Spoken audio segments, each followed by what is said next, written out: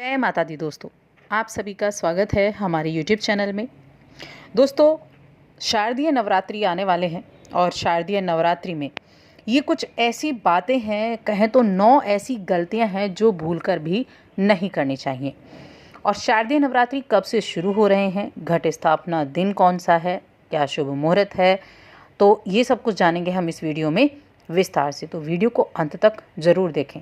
Channel पर पहली बार आए हैं तो चैनल को सब्सक्राइब ज़रूर कर लें और जुड़ जाएं हमारे चैनल के साथ। तो शारदीय नवरात्रि जो है वो 7 अक्टूबर से शुरू हो रहे हैं इस वर्ष 2021 में। अश्विन माह में श्राद्ध पक्ष की समाप्ति 6 अक्टूबर को है और उसके अगले दिन ही शारदीय नवरात्रि प्रारंभ हो जाएंगी। वर्ष की 4 नवरात्रियाँ होती हैं। 2 नवरात्रियों को सभी लोग अच्छे से जानते हैं, गुप्त नवरात्रि भी होती है। अब ये जो नवरात्रि होगी ये शारदीय नवरात्रि होगी।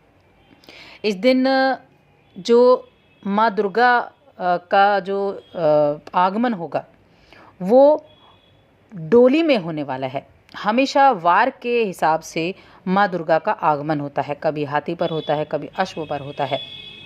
कहते हैं माँ दुर्गा इन 9 दिनों में पृथ्वी पर वास करती हैं, इसीलिए ये 9 दिन इतने मंगलमय होते हैं। माँ दुर्गा को प्रसन्न करने के लिए, माँ दुर्गा को मनाने के लिए ये 9 दिन माँ दुर्गा के 9 स्वरूपों की पूजा करने के लिए बड़े ही उत्तम दिन होते हैं। तो 7 अक्टूबर से ये दिन होंगे और 8 दिन के ये जो नवरात्रि हैं वो रहने वाले हैं 14 अक्टूबर तक। 15 को जो दशहरा तिथि है तो 8 दिन के होंगे। ये 2 तिथियाँ एक साथ होंगी, तृतीया और चतुर्थी तिथि एक साथ होगी। ये 2 दिन का जो नवरात्र है वो एक ही दिन होने वाला है। तो इन जगह ये जो नवरात्रि होते हैं यहाँ गरबा उत्सव की धूम रहती है, बहुत महत्व होता है इस नवरात्रि का। तो अब हम जानते हैं कि इस नवरात्रि में 9 दिनों में आपको क्या वो 9 कार्य हैं जो बिल्कुल भी नहीं करने चाहिए। पहला, दाढ़ी, नाखून, बाल ये नहीं कटवाने चाहिए। अगर आप व्रत रखते हैं इन 9 दिनों का या पहला और आखिरी रखते हैं तो आपको दाढ़ी नहीं बनानी चाहिए, अपने नाखून भी नहीं काटने चाहिए और बाल भी नहीं काटने चाहिए। इस चीज़ का आपको खास ख्याल रखना होता है। पूजा पाठ में गलतियां नहीं करें। कई बार होता है हम गलतियां नहीं करते हैं लेकिन फिर भी भूल चूक से गलतियां हो ही जाती हैं। तो ऐसी स्थिति में क्या करें, जब आप पूजा कर लेते हैं, माँ दुर्गा की आरती करते हैं, उसके बाद पूजा के अंत में अपनी भूल चूक के लिए, जो आपकी भूल चूक में गलतियां हुई हैं उनके लिए माँ से क्षमा ज़रूर मांगें, उनसे प्रार्थना ज़रूर करें उस क्षमा के लिए। इस चीज़ का भी ध्यान रखना चाहिए।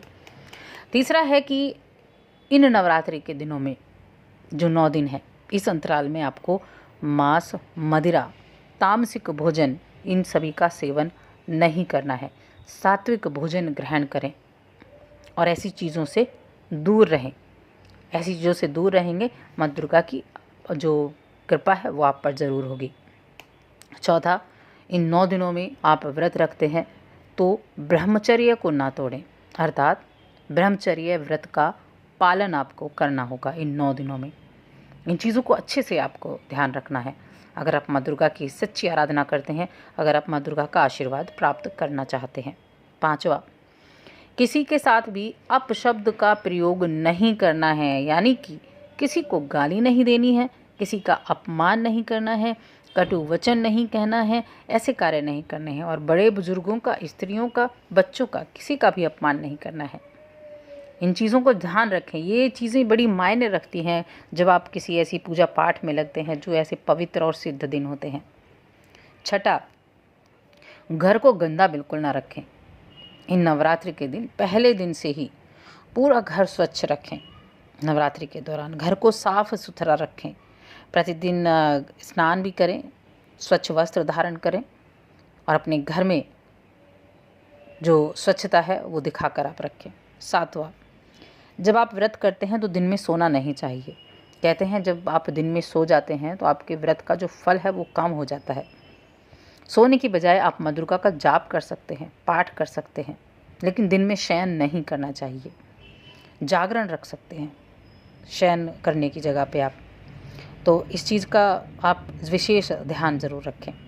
8वां, खाने में अनाज नहीं खाना है, नमक का सेवन नहीं करना है। जब आप व्रत रखते हैं तो इन चीज़ों को आपको त्यागना है। उपवास को उपवास की तरह ही रहने दें। उपवास को ऐसा ना रखें कि लगे ही ना कि उपवास है। और 2 समय पेट भरकर खिचड़ी खाने का कोई मतलब नहीं होता। तो एक समय आप फल खा सकते हैं, फलाहार आप ले सकते हैं, फलाहार लेंगे तो अच्छा रहेगा।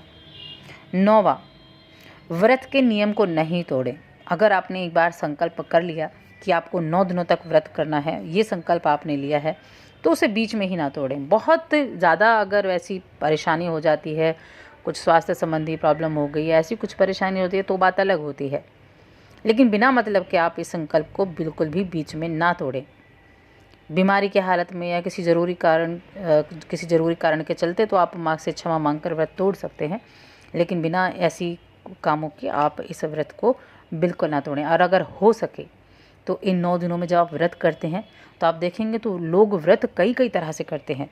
तो आप नीचे जो ज़मीन पर आप शयन करें, ज़मीन पर अगर आप सोएंगे तो निश्चित रूप से जो हमारी पृथ्वी माँ है, उनका आशीर्वाद, उनकी जो एनर्जी है वो आपके अंदर आएगी, वो आपके अंदर रहेगी।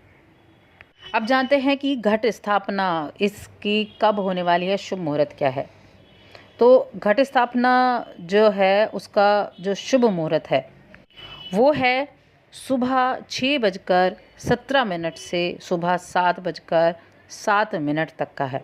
इसी समय घट स्थापना करने से आपका जो नवरात्रि का जो व्रत है, जो नवरात्रि की घट स्थापना है, वो विशेष रूप से फलदायी रहेगी।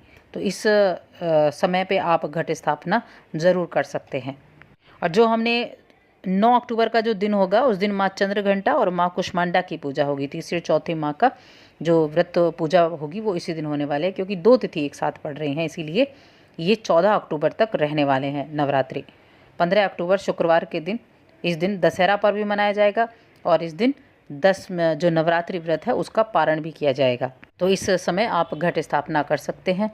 और आपके लिए जो सभी जानकारी है वो हमने यहाँ दी हैं। कुछ जिस नवरात्रि में कुछ ऐसी चीज़ें भी होती हैं जो अगर आप करते हैं तो आपके लिए विशेष फलदायी होते हैं। जैसे चंडी पाठ किया जाता है, दुर्गा सप्तशती का पाठ किया जाता है, दुर्गा चालीसा की जाती है, देवी भागवत की जाती है, या देवी अथर्वशीष इसका पाठ किया जाता है।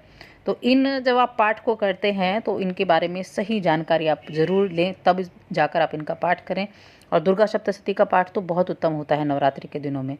अगर आप अपनी किसी कामना को पूर्ण करना चाहते हैं तो दुर्गा सप्तशती का पाठ ज़रूर करें, आपकी कामना की पूर्ति ज़रूर हो जाएगी। तो दोस्तों, और अधिक ऐसी जानकारियों के लिए चैनल को सब्सक्राइब कर लें और हमारी इस वीडियो को ज़्यादा से ज़्यादा लाइक करें, शेयर करें, ताकि ज़्यादा लोगों तक ये पहुँच सके।